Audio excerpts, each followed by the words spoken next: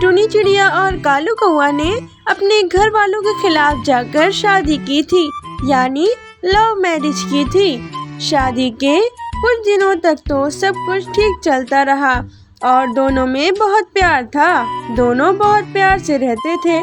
कुछ महीने बाद उनको एक प्यारी सी बेटी हुई। बेटी होने के बाद से ही टुनी चिड़िया बीमार रहने लगी थी और बीमारी के कारण ही उसका जल्द ही देहांत हो गया। अब टुनी चिड़िया की बेटी बिन माँ के हो गई थी और बहुत उदास रहने लगी थी। मेरी माँ मुझे छोड़कर कितनी जल्दी चली गई। मुझे तो अभी सही से माँ का प्यार भी नसीब नहीं हुआ था। मैं कितनी बदनसीब हूँ, मुझे माँ का प्यार ही नहीं मिला। तभी वहाँ मीनू का पिता आ जाता है और उसकी बातें सुन लेता है।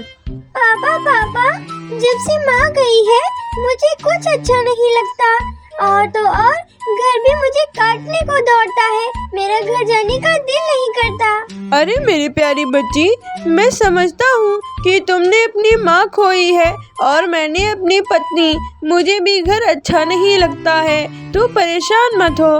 कैसे परेशान ना हूँ बाबा, मुझे घर नहीं अच्छा लगता। मुझे आप नानी के घर छोड़ आइए ना, प्लीज पापा छोड़ आइए ना। अरे बेटा, तेरी नानी ने तो उसी दिन हमसे रिश्ता तोड़ लिया था जब हमने बिना उनकी इजाजत के शादी की थी। अब कुछ नहीं हो सकता है। हाँ, मैं एक काम कर सकता हूँ कि तेरे लिए दूसरी माँ ले आऊँ। मैं दूसरी शादी कर लूँ। तू परेशान मत हो, मैं जल्द ही इंतजाम करता हूँ। फिर कालू कौआ जल्द ही एक प्यारी सी कौवी देखकर उससे शादी कर लेता है। वो कौवी बहुत ही दयालु थी और मीनू चिड़िया को बहुत प्यार करती थी। वो उससे कभी भी नफरत नहीं करती थी। एक दिन मीनू चिड़िया अपनी सहेली के साथ बैठकर गपशप कर रही थी। अरे मीनू, मेरी सौतेली माँ तो बड़ी ही डायन किस्म की है। वो मुझ पर बड़े अत्याचार करती है। लेकिन सलोनी, मेरी माँ भी तो सौतेली ही है, लेकिन मुझसे बड़ा प्यार करती है मेरी माँ। अरे ये सब कुछ दिन के मामले हैं, उसके बाद वो भी तुझसे नफरत करेगी। नफरत?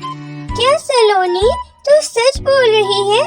लेकिन एक बात है, मेरी माँ मुझसे कभी भी काम नहीं करवाती।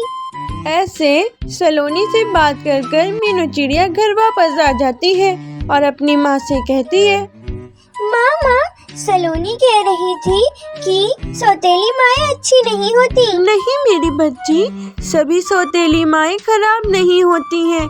मैं तुझे कभी परेशान नहीं करूँगी। हाँ माँ, तो मैंने भी सलोनी से कह दिया कि तेरी माँ होगी खराब। मेरी माँ मुझसे बहुत प्यार करती है। हाँ बेटा, चल अब ये सब बातें छोड़। चल, मैंने तेरे लिए लड्डू बनाए हैं, चल के खा ले। फिर मीनू अपनी माँ के बनाए हुए हाथ के लड्डू खाती है और खुश हो जाती है। फिर मीनू अपनी सौतेली माँ और पिता के साथ अपना जीवन अच्छे से बिताने लगती है। सुंदरवन के जंगलों में मुन्नी चिड़िया अपनी सौतेली माँ टुनटुनी के साथ रहा करती थी। वो अपनी माँ से बहुत जला करती थी। बेटा मुन्नी, चलो जल्दी से फ्रेश हो जाओ और मैंने तुम्हारे लिए नाश्ता बना दिया है। मुझे ये बता दो कि तुम लंच में क्या खाओगी? अरे नौकरानी, तू ये चिकनी चुपड़ी बातें करना छोड़ दे। ये सब करने से तू मेरी असली की माँ नहीं बन पाएगी। जब मुन्नी अपनी माँ से ये सारी बातें कर रही थी, तभी वहाँ मुन्नू आ जाता है। मुन्नी, ये तुम्हारी माँ है, नौकरानी नहीं है। आइंदा से तुमने इनसे ऐसे बातें की तो मुझसे बुरा कोई नहीं होगा। अब इन्हें नौकरानी मत बोलना। लो अपनी माँ से माफी मांगो। पिताजी, मैंने कुछ भी गलत नहीं कहा है। ये मेरी माँ नहीं है और मैं इनसे माफी नहीं मांगूंगी। आप भी इन्हें कह दे कि मेरे ऊपर रौब न जमाया करें अपना। इतना कहकर मुन्नी गुस्सा होकर वहाँ से चली जाती है। मुन्नू अपनी बीवी टुनटुनी से मुन्नी के कहे पर माफी मांगता है। मुन्नी की बातों को अपने दिल पर मत लेना, वो भी बच्ची है।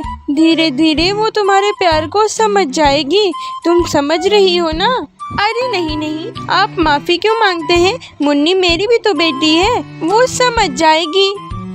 अब इसी तरह से दिन गुजरने लगते हैं। एक बार मुन्नी के स्कूल में फैशन कंपटीशन होता है। तब मुन्नी घर जाती है और अपने पिता से कहती है, पापा मेरे स्कूल में फैशन कंपटीशन है, मेरे लिए नए जूते ला दीजिए। ठीक है बेटा, मैं ले आऊँगा। दूसरे दिन मुन्नू जूते ले आता है।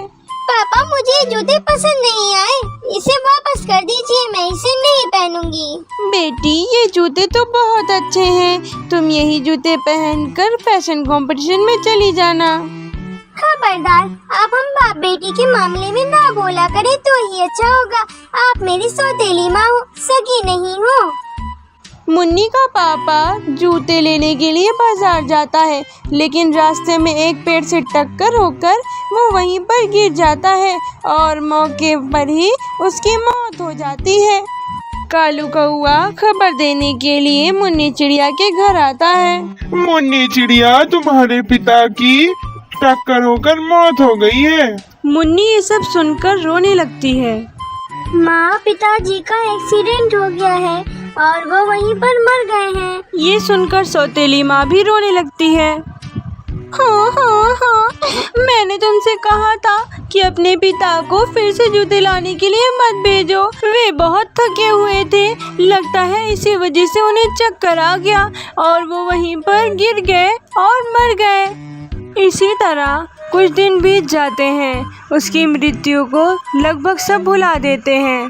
मुन्नी को अब समझ में आने लगा था कि चाहे जो हो जाए, अब उसका आखिरी सहारा उसकी सौतेली माँ ही है। मुन्नी अब ये स्वीकार लेती है कि उसे अपनी माँ के साथ ही रहना है। फिर दोनों खुशी खुशी रहने लगते हैं।